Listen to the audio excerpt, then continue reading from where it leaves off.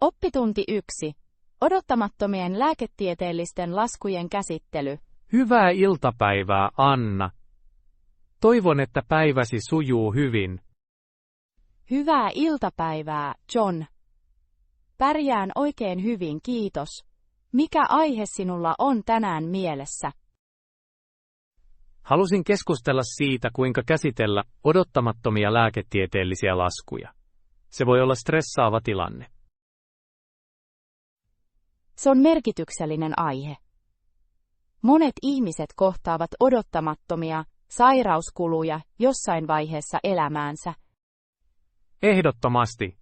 Mitä strategioita käytät, kun saat yllättävän lääketieteellisen laskun? Tarkistan ensin laskun huolellisesti. Varmistan, että kaikki maksut ovat selvästi eriteltyjä ja tarkkoja. Tämä on fiksu lähestymistapa. Maksujen ymmärtäminen auttaa arvioimaan niiden pätevyyttä. Jos jokin tuntuu epäselvältä, en epäröi ottaa yhteyttä terveydenhuollon tarjoajaan selvityksen saamiseksi. Se on olennaista. Syytteiden vahvistaminen estää väärinkäsitykset tien päällä. Tutkin myös vastaavien palvelujen tyypillisiä kustannuksia. Tämä tieto voi auttaa neuvotteluissa. Se on oivaltavaa. Tavallisen hinnoittelun tunteminen mahdollistaa paremmat keskustelut palveluntarjoajien kanssa. Oletko koskaan kohdannut tilannetta, jossa lasku oli väärä? Kyllä, sain kerran laskun palvelusta, jota minulla ei koskaan ollut. Oli turhauttavaa korjata. Se kuulostaa turhauttavalta. Miten ratkaisit ongelman? Otin yhteyttä asiakaspalveluun ja toimitin asiakirjoja tapaukseni tueksi. He korjasivat sen nopeasti. Dokumentointi on avainasemassa tällaisissa tilanteissa. Kirjanpito voi tarjota tarvittavia todisteita. Kannustan myös ihmisiä lukemaan vakuutuksensa. Kattavuuden ymmärtäminen voi estää yllätyksiä. Se on erinomainen neuvo. Monet ihmiset eivät tiedä, mitä heidän vakuutuksensa kattaa. Mitä suosittelisit henkilölle, jolla on merkittävä lääketieteellinen lasku, johon heillä ei ole varaa? Ehdotan, että otat yhteyttä terveydenhuollon tarjoajaan maksusuunnitelman saamiseksi. Monet tarjoavat joustavia vaihtoehtoja. Maksusuunnitelmat voivat lievittää taloudellista stressiä. Se mahdollistaa hallittavat kuukausimaksut. Lisäksi, taloudellisten tukiohjelmien tutkiminen voi olla hyödyllistä. Jotkut sairaalat tarjoavat tukea pienituloisille potilaille. Se on arvokas vaihtoehto. Monet ihmiset eivät ymmärrä, että tällaista apua on saatavilla. Oletko koskaan hakenut apua lääkärilaskun kanssa? En ole tarvinnut, mutta tunnen ihmisiä, jotka ovat hyötyneet tukiohjelmista. Se on rohkaisevaa. Yhteisön varoilla voidaan lievittää osaa taloudellisesta taakasta. Entä luottokorttien käyttäminen lääketieteellisiin laskuihin? Onko se viisas päätös? Luottokortit voivat olla kaksiteräinen miekka. Ne tarjoavat välitöntä helpotusta, mutta voivat johtaa velkaan, jos niitä ei hoideta huolellisesti. Se on reilu pointti. On tärkeää, että sinulla on vakaa takaisinmaksusuunnitelma, jos käytät luottokortteja. Entä jos neuvotellaan lakiesityksestä suoraan? Oletko kokeillut sitä? Kyllä minulla on. Joskus palveluntarjoajat voivat olla halukkaita vähentämään maksuja tai tarjoamaan alennuksia. Tämä on fiksu lähestymistapa. Kohteliaisuus ja tilanteen selittäminen voi tuottaa positiivisia tuloksia. Oletko löytänyt menestystä neuvotteluissa aiemmin? Minulla on. Se ei välttämättä aina toimi, mutta kannattaa kokeilla, varsinkin suurilla laskuilla. Se on arvokas neuvo. Pysyvyys voi maksaa itsensä hoidettaessa lääketieteellisiä kuluja. Luuletko, että useampien ihmisten pitäisi antaa itselleen tietoa lääketieteellisestä laskutuksesta? Ehdottomasti. Laskutusprosessin ymmärtäminen voi johtaa parempiin tuloksiin ja vähentää stressiä. Olen samaa mieltä. Koulutus on perusta yllättävien kulujen tehokkaammalle hallinnalle. Kiitos, että jaoit oivalluksesi, Anna. Kokemuksesi ja vinkkisi ovat korvaamattomia. Kiitos, John. Nautin keskustella siitä, kuinka käsitellä odottamattomia lääketieteellisiä laskuja kanssasi. Jatkakaamme käytännön aiheiden tutkimista, jotka hyödyttävät yleisöämme tulevaisuudessa. Oppitunti 2. Viivyttelyn torjuminen tehokkaasti. Hyvää huomenta, Anna. Toivottavasti teillä on tuottava päivä. Huomenta, John. Pärjään hyvin, kiitos. Mistä kiehtovasta aiheesta haluat keskustella tänään? Haluaisin puhua viivyttelystä. Mitkä strategiat auttavat sinua välttämään viivyttelyä? Se on hieno aihe. Mielestäni selkeiden, tarkkojen tavoitteiden asettaminen on yksi tehokkaimmista strategioista. Siinä on järkeä. Selkeät tavoitteet voivat tarjota tavoitteen, johon tavoitella. Miten varmistat, että tavoitteesi ovat realistisia? Arvioin aikatauluani ennen tavoitteiden asettamista. Käytettävissä olevan ajan huomioon ottaminen on välttämätöntä. Tämä on fiksu lähestymistapa. Realistinen suunnittelu mahdollistaa paremman ajanhallinnan. Jaan myös suuret tehtävät pienempiin, hallittavissa oleviin vaiheisiin. Se saa heidät näyttämään vähemmän pelottavilta. Olen samaa mieltä. Pienemmät tehtävät voivat auttaa vähentämään ylikuormituksen tunteita ja johtaa edistymiseen. Toinen käyttämäni tekniikka on Pomodoro-tekniikka. Siihen kuuluu työskentely määrätyn ajan ja sitten taukojen pitäminen. Pomodoro-tekniikka mahdollistaa intensiivisen keskittymisen. Toistuvat tauot voivat estää uupumisen. Kyllä, huomaan, että se pitää mieleni tuoreena. Miten pysyt motivoituneena pitkien tehtävien aikana? Listaan palkintoja tehtävien suorittamisesta. Pienten saavutusten juhliminen pitää minut motivoituneena. Se on fiksu idea. Palkinnot luovat saavutuksen tunteen, mikä innostaa lisäponnisteluja. Yritän myös poistaa häiriötekijöitä. Kohdennetun ympäristön luominen parantaa tuottavuutta. Täysin samaa mieltä. Häiriötekijöistä luopuminen helpottaa keskittymistä. Onko sinulla tietty paikka, jossa haluat työskennellä? Minä tiedän. Pidän parempana hiljaisesta huoneesta, jossa on hyvä valaistus. Se auttaa minua säilyttämään keskittymiskyvyn. Kuulostaa ihanteelliselta. Mukava ja järjestetty työtila voi vaikuttaa merkittävästi tuottavuuteen. Rajoitan myös aikaa sosiaalisessa mediassa työskennellessäni, se voi olla suuri häiriötekijä. Sosiaalinen media voi kuluttaa arvokasta aikaa. Rajojen asettaminen on välttämätöntä. Oletko koskaan yrittänyt luoda päivittäistä rutiinia viivyttelyn torjumiseksi? Kyllä minulla on. Rutiinin luominen antaa minulle mahdollisuuden varata tiettyjä aikoja tehtäville. Se on hyödyllinen strategia. Johdonmukainen rutiini voi tarjota rakenteen päivälle.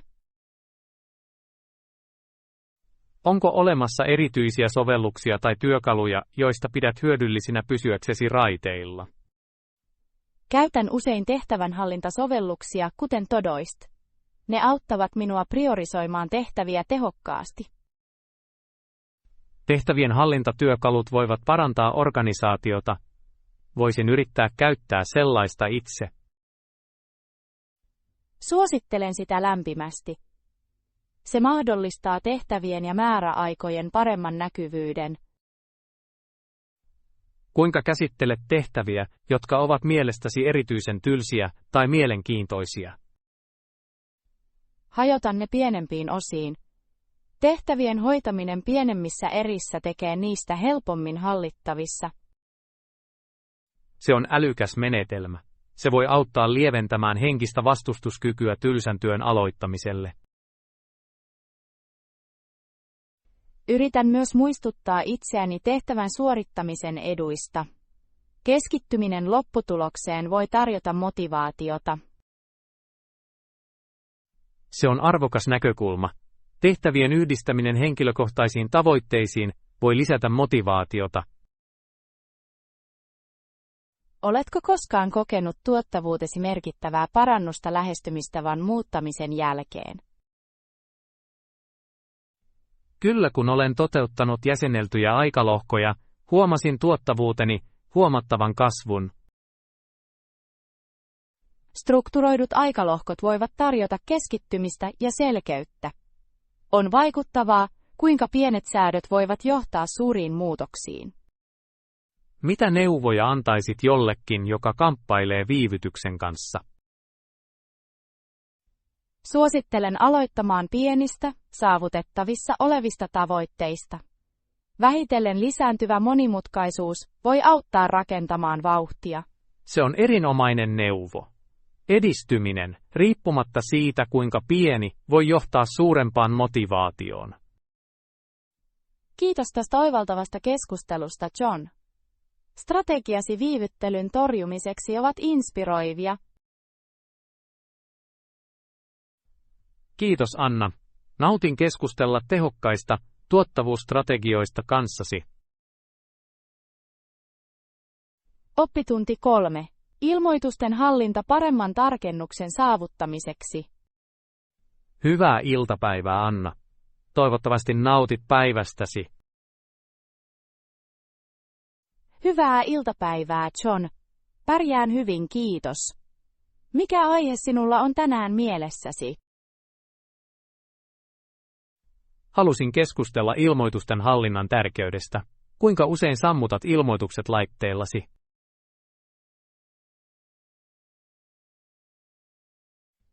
Se on merkityksellinen aihe.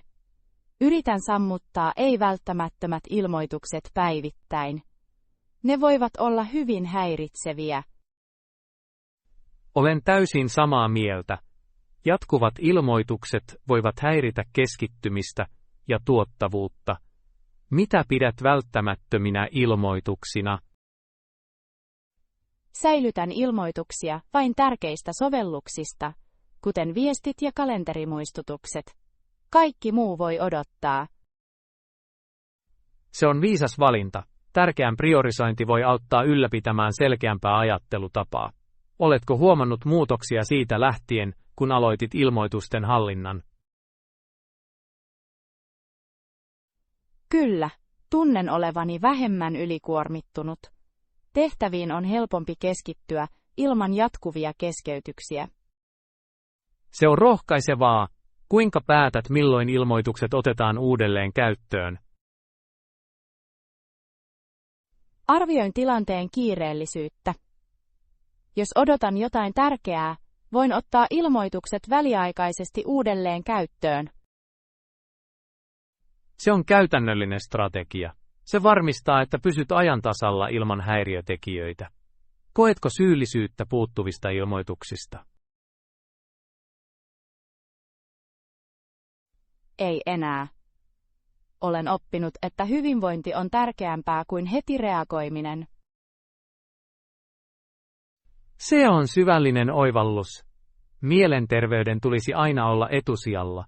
Oletko asettanut tietyt ajat tarkistaaksesi menetetyt ilmoitukset? Kyllä, nimeän yleensä 2 tai 3 kertaa päivässä. Tämä luo rutiinin, joka toimii minulle. Kuulostaa tehokkaalta. Rajojen asettaminen voi auttaa vahvistamaan keskittymistä tehtäviin. Nimenomaan. Kannustan myös muita harkitsemaan ilmoitustottumuksiaan. Tietoisuus on ensimmäinen askel. Mitä neuvoja antaisit henkilölle, joka kamppailee impulssireaktioiden kanssa ilmoituksiin? Suosittelen aloittamaan pienestä. Yritä poistaa ilmoitukset käytöstä yhdestä sovelluksesta kerrallaan. Se on erinomainen neuvo. Häiriötekijöiden asteittainen vähentäminen voi johtaa merkittävämpiin muutoksiin. Lisäksi se voi auttaa yksilöitä tunnistamaan, mitkä ilmoitukset todella tuovat arvoa heidän elämäänsä. Oletko koskaan kokenut haasteita ilmoitusten sammuttamisessa? Kyllä, aluksi se oli vaikeaa. Olin huolissani siitä, että menetän jotain tärkeää. Monet ihmiset jakavat tämän huolenaiheen. Kuinka selvitit siitä? Muistutin itselleni, että suurin osa ilmoituksista voi odottaa. Keskityn ensin välittömiin tehtäviini. Se on hieno ajattelutapa. Priorisoinnin oppiminen voi vähentää ahdistusta. Uskon, että tämän lähestymistavan tyydyttäminen vaatii harjoittelua. Todellakin. Kyse on itsensä kouluttamisesta tunnistamaan väärä kiireellisyys. Kuinka löydät tasapainon yhteyden ja keskittymisen välillä? Ajoitan aikaa vuorovaikutukseen sosiaaliseen mediaan. Se varmistaa, että pysyn kytkettynä ilman häirintää. Se on älykäs menetelmä. Ajan ajoittaminen voi auttaa hallitsemaan digitaalista kulutusta tehokkaasti. Suosittelen myös rajoittamaan sosiaalisen median käyttöä tiettyihin aikoihin. Se estää tuntien vierittämisen ilman tarkoitusta. Olen täysin samaa mieltä. Ajanhallinta on avainasemassa digitaalisella aikakaudella. Oletko kokeillut sovelluksia, jotka auttavat hallitsemaan ilmoituksia? Kyllä, olen käyttänyt metsää. Se kannustaa keskittymään kasvattamalla virtuaalisia puita samalla kun vältät häiriötekijöitä. Se on luova lähestymistapa. Pelillistävä keskittyminen voi tehdä prosessista nautinnollisemman. Nimenomaan. Huomaan, että se pitää minut motivoituneena pysymään poissa häiriötekijöistä. Kiitos tästä oivaltavasta keskustelusta, Anna. Strategiasi ilmoitusten hallintaan ovat erittäin hyödyllisiä. Kiitos, John. Nautin tutkia tätä elintärkeää aihetta kanssasi. Keskustelkaamme edelleen muista tavoista parantaa tuottavuuttamme tulevaisuudessa. Oppitunti 4. Suuri keskustelu. Painetut vs. Digitaaliset kirjat. Hyvää iltapäivää, Anna. Toivon, että sinulla on mukava päivä. Hyvää iltapäivää, John. Voin todella hyvin, kiitos. Mikä on aihe tänään? Halusin keskustella painettujen ja digitaalisten kirjojen suosimisesta. Mitä muotoa pidät parempana? Pidän kovasti painetuista kirjoista. Fyysisen kirjan pitämisessä käsissäni on jotain erityistä. Ymmärrän sen. Painetun kirjan aistikokemus on todella ainutlaatuinen. Mistä nautit siinä eniten? Rakastan sivujen tuoksua ja niiden kääntämisen ääntä. Se lisää kokonaiskokemusta. Nämä aistielementit jäävät usein huomaamatta digitaalisissa muodoissa. Oletko huomannut muita painettujen kirjojen etuja? Kyllä, on myös helpompi keskittyä luettaessa painettua kirjaa. Häiriötekijöitä on vähemmän. Se on merkittävä etu. Digitaaliset laitteet voivat usein houkutella käyttäjiä ilmoituksilla ja sovelluksilla. Nimenomaan. Kun luen painettua kirjaa, mieleni on täysin sitoutunut tarinaan. Oletko koskaan kokeillut digitaalista lukemista? Minulla on. Käytän e-lukijaa matkustamiseen tilan säästämiseksi. Pidän kuitenkin painatusta mieluummin. Siinä on järkeä. E-lukijat ovat käteviä, etenkin matkoilla. Mitä ominaisuuksia arvostat heissä? Arvostan säädettävää kirjasinkokoa. Se voi tehdä lukemisesta mukavampaa. Se on erinomainen ominaisuus. Jotkut ihmiset nauttivat myös taustavalosta lukemiseen heikossa valaistuksessa. Kyllä, mutta pidän silti lampun hehkua luettaessa painettua kirjaa rauhoittavammaksi. Ymmärrän, kuinka se voisi olla nautinnollisempaa. Entä muistiinpanojen tekeminen? Onko se helpompaa yhdessä muodossa? Pidän mieluummin muistiinpanoja painetun kirjan marginaaleissa. Se tuntuu henkilökohtaisemmalta ja suorammalta. Monet ihmiset tuntevat samalla tavalla. Kirjoittaminen fyysiseen kirjaan luo yhteyden tekstiin. Digitaalisesta muistiinpanosta puuttuu sama läheisyys. Jotkut kuitenkin mieluummin kirjoittavat tehokkuuden vuoksi. Tehokkuus on vahvuus digitaalisissa muodoissa. Ne mahdollistavat nopean haun ja muistiinpanojen järjestämisen. Totta. Ne tarjoavat helpon pääsyn määritelmiin ja ylimääräisiin resursseihin. Se voi parantaa ymmärrystä.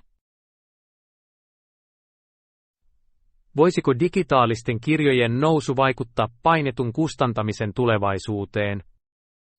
Voi, mutta uskon, että aina on lukijoita, jotka vaalivat painatusta.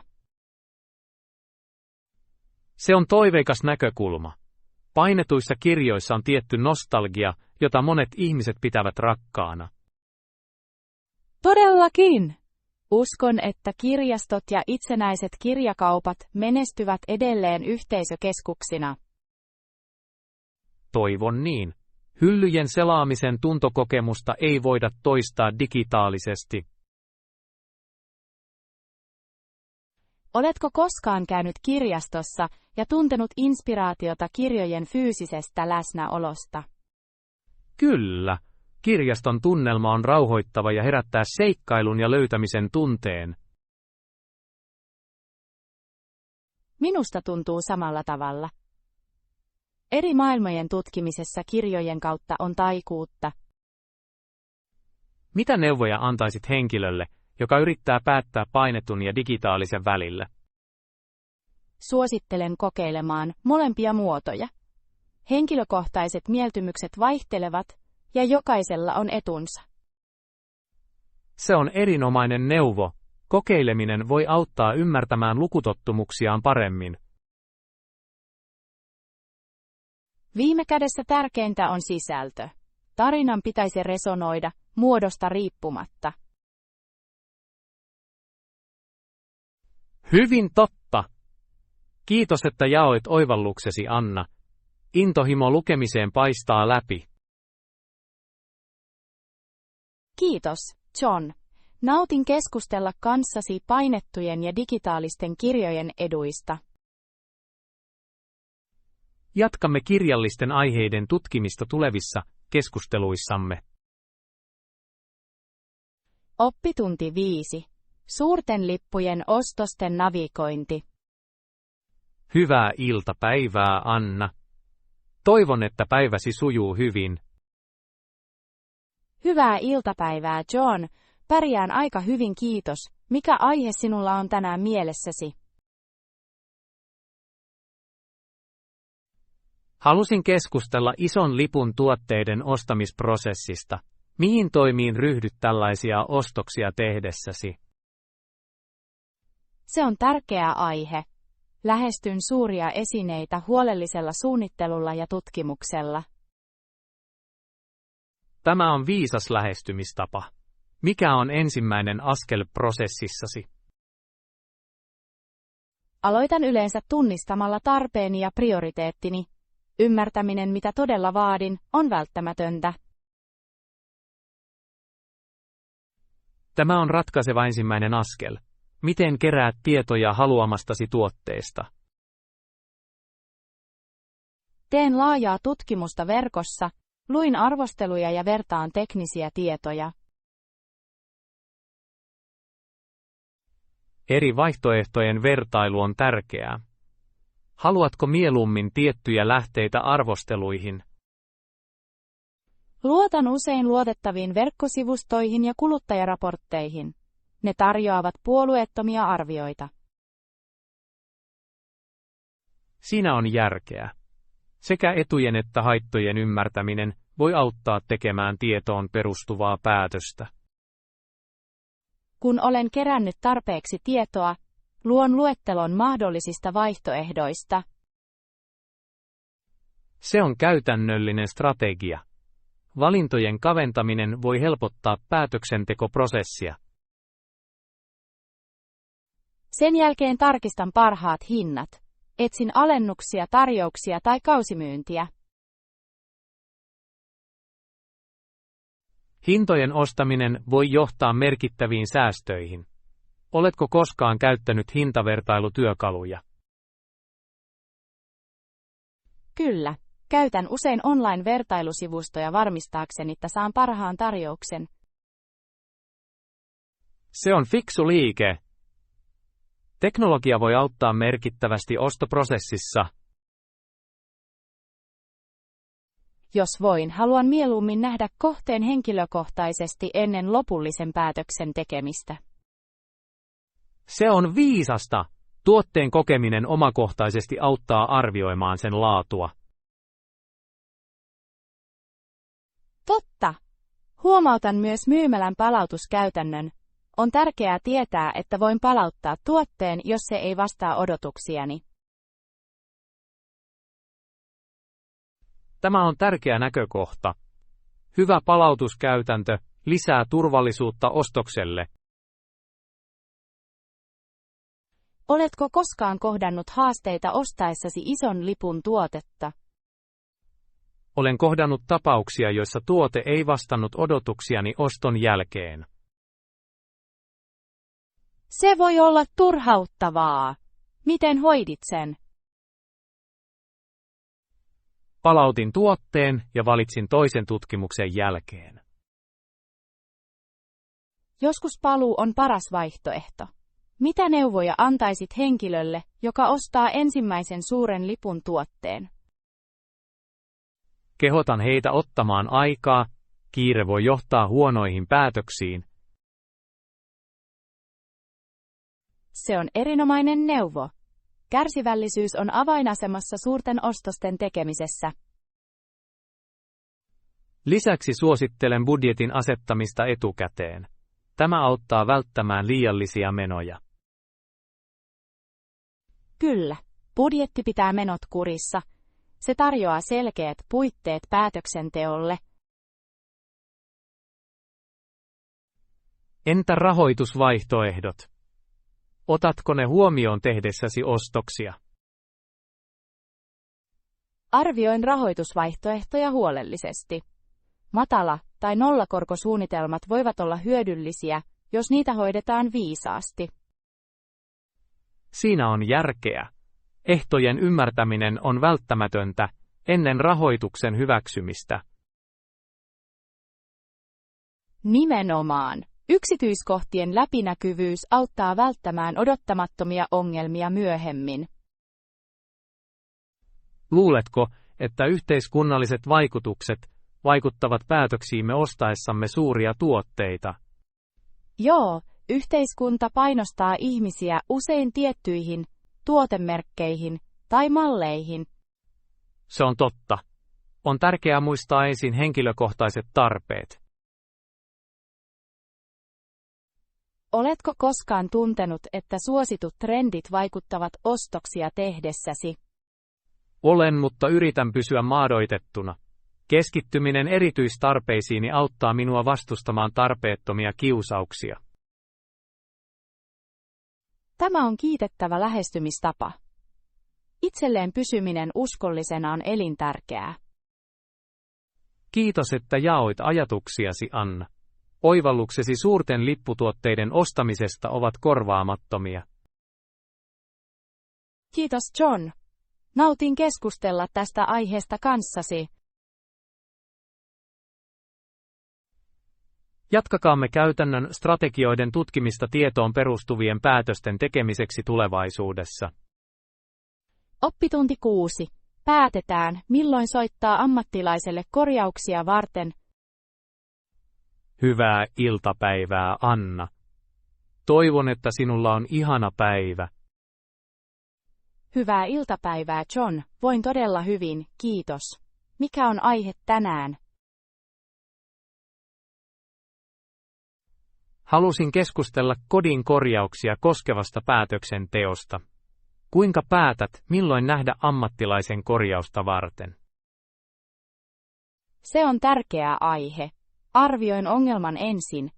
Asian ymmärtäminen on ratkaisevan tärkeää. Olen samaa mieltä. Tilanteen arviointi auttaa määrittämään, tarvitseeko se ammatillista apua. Mitä etsit ongelmasta? Otan huomioon siihen liittyvän monimutkaisuuden ja riskin.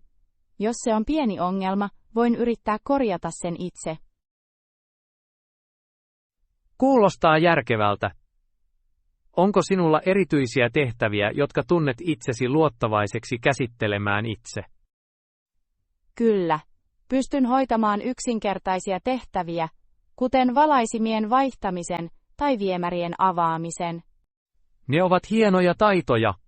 Entä monimutkaisemmat kysymykset? Jos ongelma liittyy sähkötöihin tai putkistoihin, otan mieluummin yhteyttä ammattilaiseen. Turvallisuus on prioriteettini. Se on viisas päätös. Monimutkaiset asiat voivat johtaa kalliisiin virheisiin, jos niitä ei käsitellä oikein. Nimenomaan. Mietin myös, kuinka kiireellisesti korjaukseen on puututtava. Jotkut ongelmat eivät voi odottaa. Kiireellisyys on avainasemassa. Miten löydät luotettavia ammattilaisia korjauksiin? Pyydän yleensä ystäviltä tai perheeltä suosituksia. Henkilökohtaiset kokemukset tarjoavat usein arvokkaita oivalluksia. Se on hieno lähestymistapa. Luotettavat viittaukset voivat säästää aikaa ja vähentää stressiä. Luin myös online-arvosteluja ennen ammattilaisen palkkaamista. Ne tarjoavat laajemman näkökulman. Arvostelut voivat olla hyvin informatiivisia. Oletko koskaan tavannut ammattilaista, joka ei vastannut odotuksiasi? Kyllä, kerran palkkain jonkun positiivisten arvostelujen perusteella, mutta heidän työnsä oli heikkoa. Se oli pettymys. Sen on täytynyt olla turhauttavaa. Miten hoidit tilanteen? Kerroin huolenaiheistani suoraan heille. On olennaisen tärkeää käsitellä kysymyksiä ratkaistavaksi. Avoin viestintä on ratkaisevan tärkeää. Mitä neuvoja antaisit jollekin epävarmalle siitä, milloin soittaa ammattilaiselle? Suosittelen arvioimaan heidän taitojaan rehellisesti. Jos he tuntevat olonsa epämukavaksi tai epävarmaksi, on parempi hakea apua. Se on erinomainen neuvo. Rajojen tunteminen voi johtaa turvallisempiin ja tehokkaampiin korjauksiin. Lisäksi mielestäni on viisasta ottaa huomioon kustannukset. Joskus ammattilaisen palkkaaminen voi säästää rahaa pitkällä aikavälillä. Ehdottomasti. Hätäinen DIY-korjaus voi johtaa lisävaurioihin ja lisääntyneisiin kuluihin. Nimenomaan.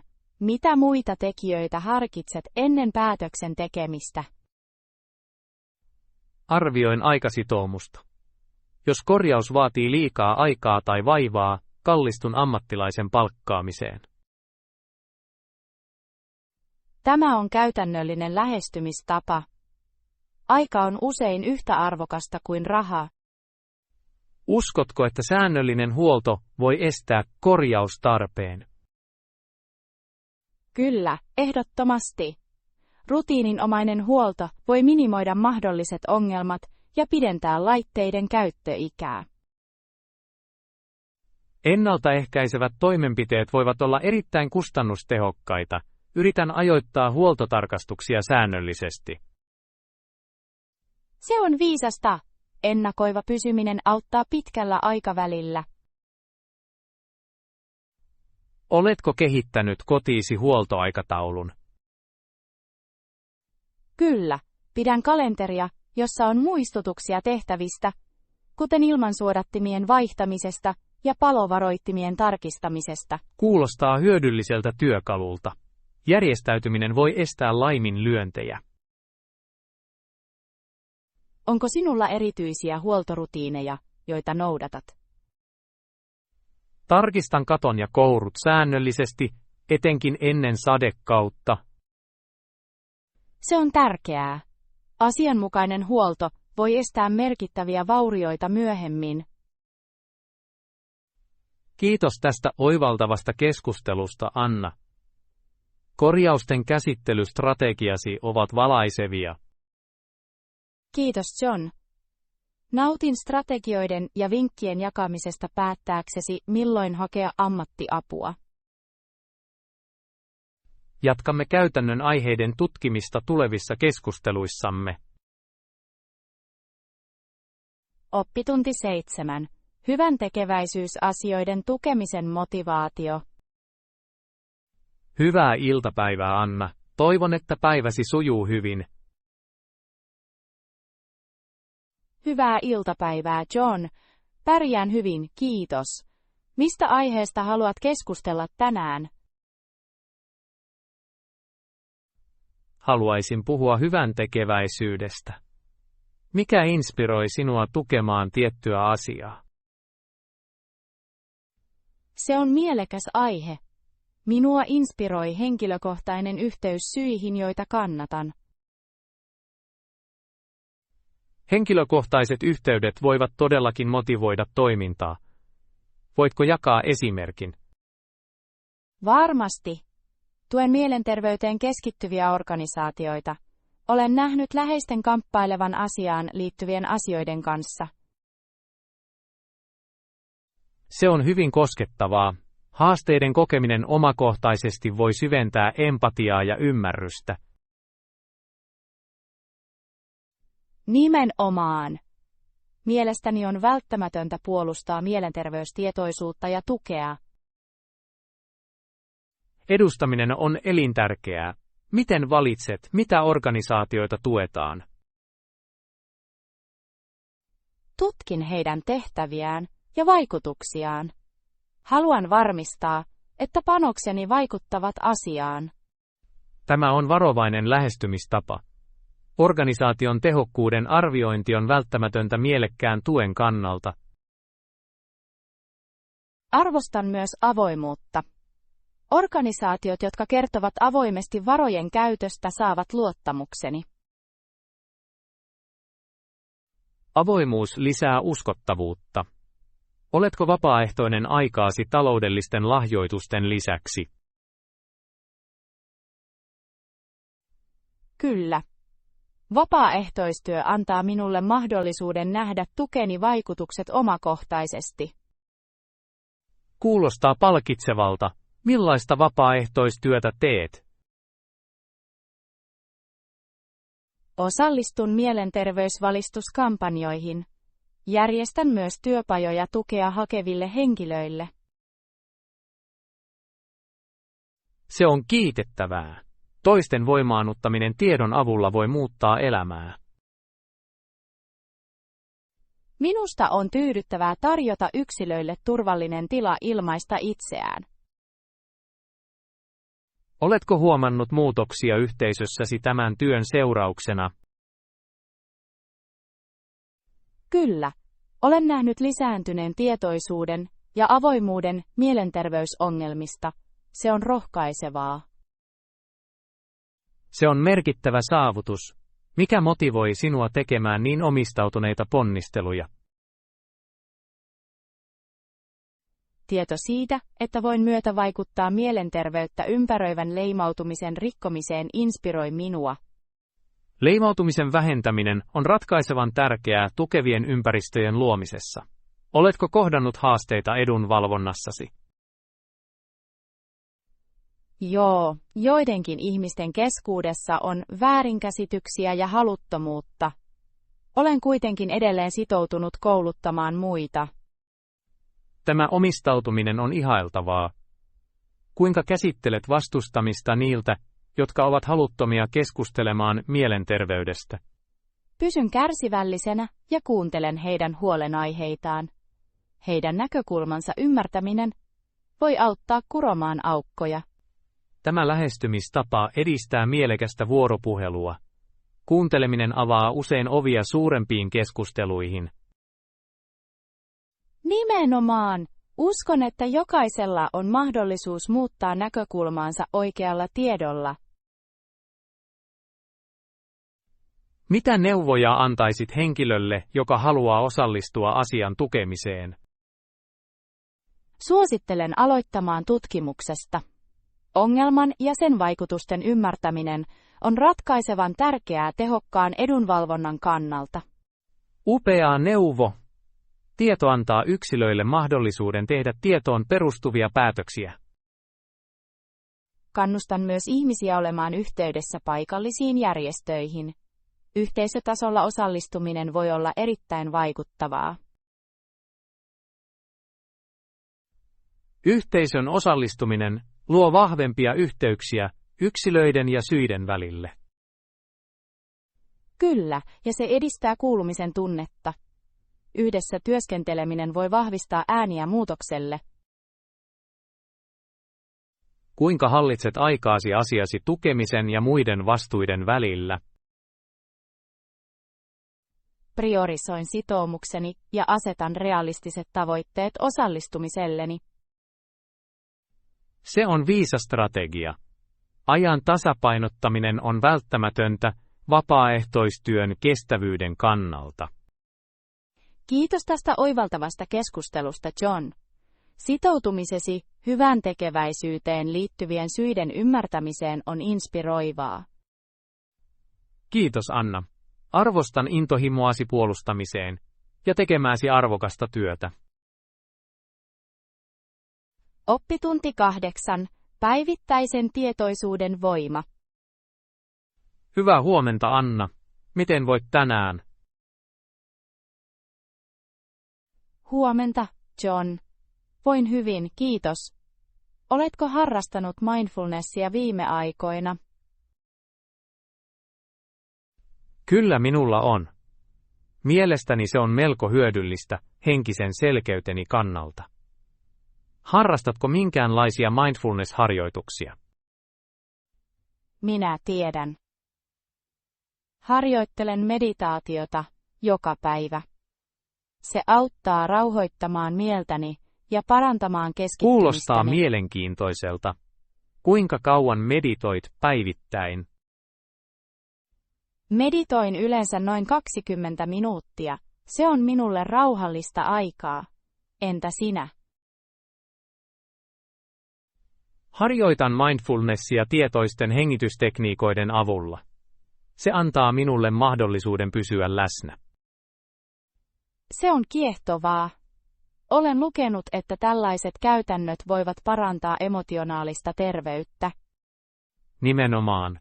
Mindfulness auttaa hallitsemaan stressiä ja vähentämään ahdistusta. Oletko huomannut muutoksia itsessäsi? Minulla on varmasti. Tunnen olevani kärsivällisempi ja joustavampi. Se on transformatiivista. Olen samaa mieltä. Jotkut ihmiset unohtavat mindfulnessin merkityksen. Miksi luulet sen olevan? Monet ihmiset elävät kiireistä elämää. He asettavat usein tehtävät mielenterveyden sijasta. Se on aivan totta. Mindfulness vie kuitenkin vain muutaman hetken päivässä. Se tekee. Aloitin vain 5 minuutilla. Pienet askeleet voivat johtaa merkittäviin muutoksiin. Ehdottomasti. Uskon, että avain on johdonmukaisuus. Oletko kohdannut haasteita? Aluksi oli haastavaa pitää ajatuksiani kurissa. Ajan myötä siitä on tullut helpompaa. Se on yleinen kokemus. Mindfulness on taito, joka kehittyy vähitellen. Kyllä, se vaatii kärsivällisyyttä. Mietin usein päivääni harjoittelun aikana. Se on hieno lähestymistapa. Pohdinta voi tuottaa arvokkaita oivalluksia. Todellakin. Olen oppinut stressin laukaisijoista mindfulnessin kautta. Laukaisijoiden tunnistaminen on välttämätöntä henkilökohtaisen kasvun kannalta. Kuinka selviät heistä nyt? Pysähdyn ja hengitän syvään. Se antaa minulle mahdollisuuden reagoida, sen sijaan, että reagoisin. Se on arvokas tekniikka. Tietoiset vastaukset voivat estää väärinkäsityksiä. Nimenomaan. Käytän sitä myös keskusteluissa. Se parantaa viestintää. Arvostan tätä näkökulmaa. Mindfulness voi mullistaa ihmissuhteet. Se todella voi. Monet ihmiset kertovat parantuneista suhteista mindfulnessin kautta. Ehkä useamman ihmisen pitäisi tutkia mindfulnessia. Se voi muuttaa heidän elämänsä. Uskon niin. Sosiaalinen media on nykyään täynnä keskusteluja mielenterveydestä. On mielenkiintoista nähdä, miten tietoisuus on kasvanut. Sanoisitko, että mindfulness on trendi? Varmasti. Ihmiset etsivät tehokkaita tapoja hallita mielenterveyttään. Myös sovellusten ja verkkoresurssien nousulla on merkitystä. Se on oikein. Teknologia on tehnyt mindfulnessista helpommin kaikkien ulottuville. Mitä mindfulness-sovellusta suosittelet? Käytän usein Headspacea. Se tarjoaa ohjattuja meditaatioita, jotka ovat käyttäjäystävällisiä. Olen kuullut hyviä asioita tästä sovelluksesta. Saatan kokeilla sitä. Sinun pitäisi. Se voi tarjota jäsennellyn lähestymistavan tietoisuuteen. Ehkä voimme motivoida ystäviämme liittymään meihin tähän käytäntöön. Se on loistava ajatus. Ryhmätietoisuus voi edistää yhteisöä. Nimenomaan. Tukeva ympäristö parantaa käytäntöä. Lisäksi kokemusten jakaminen voi tarjota uusia oivalluksia. Odotan innolla keskustelua edistymisestämme yhdessä. Minäkin. Yhdessä voimme rohkaista toisiamme. Tehdään suunnitelma tavata viikoittain tarkistaaksemme mindfulness-matkamme. Kuulostaa täydelliseltä, John. Olen innoissani siitä. Uskon, että tämä sitoutuminen johtaa suureen henkilökohtaiseen kehitykseen. Olen täysin samaa mieltä. Kiitos tämänpäiväisestä keskustelusta. Kiitos Anna. Nautin keskustelustamme. Mindfulness on jakamisen arvoinen matka.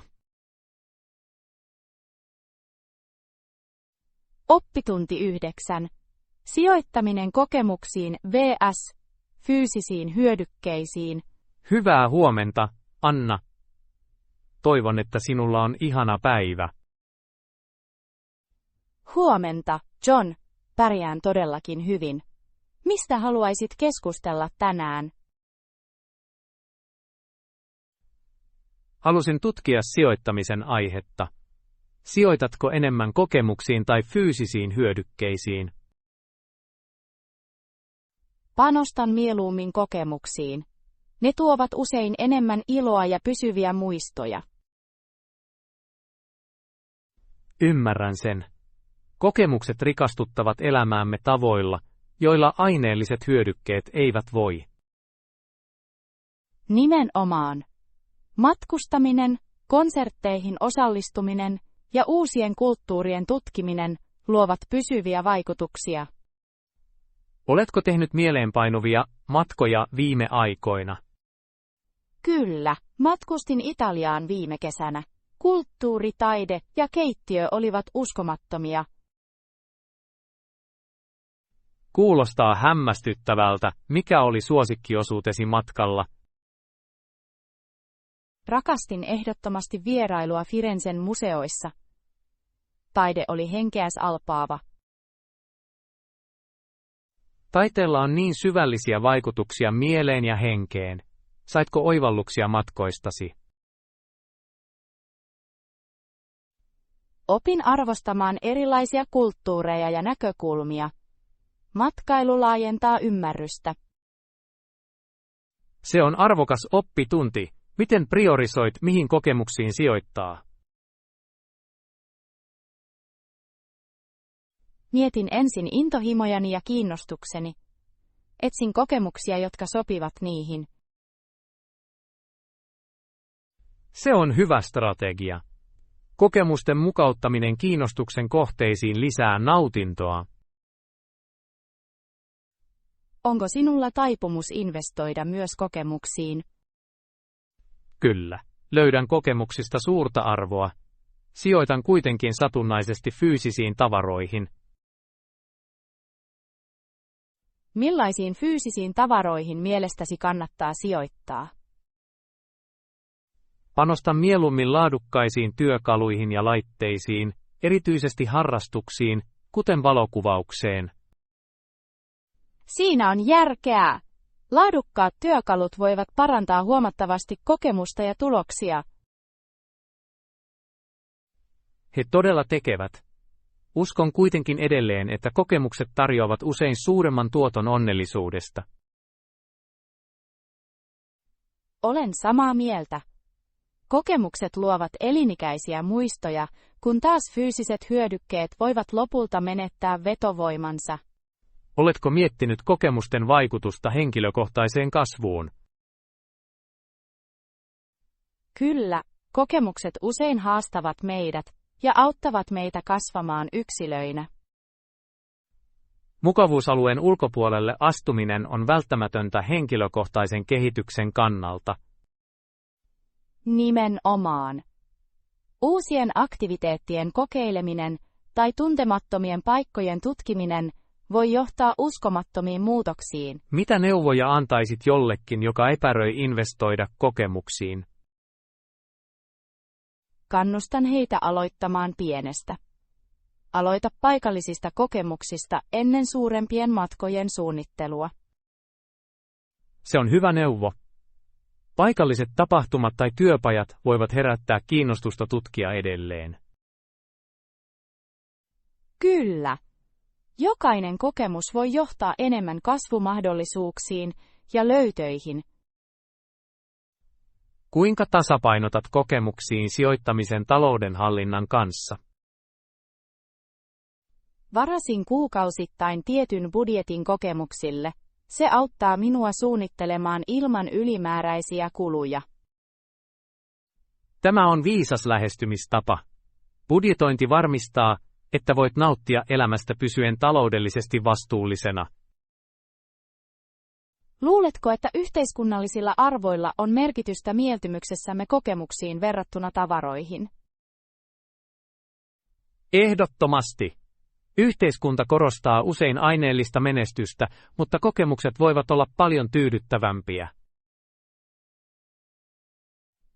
On tärkeää siirtää näkökulmaa kokemusten arvostamiseen. Ne edistävät merkittävästi onnellisuuttamme.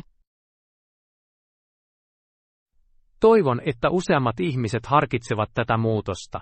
Kokemuksiin sijoittaminen voi johtaa rikastuneeseen elämään. Hyväksytty. Tutkitaan edelleen tapoja jakaa tämä näkökulma muiden kanssa. Kiitos tästä ihastuttavasta keskustelusta, Anna. Oivalluksesi kokemuksiin sijoittamisesta ovat inspiroivia. Kiitos, John. Nautin todella keskustelusta tästä kanssasi. Kannustakaamme toisiamme etsimään arvokkaita kokemuksia elämästä.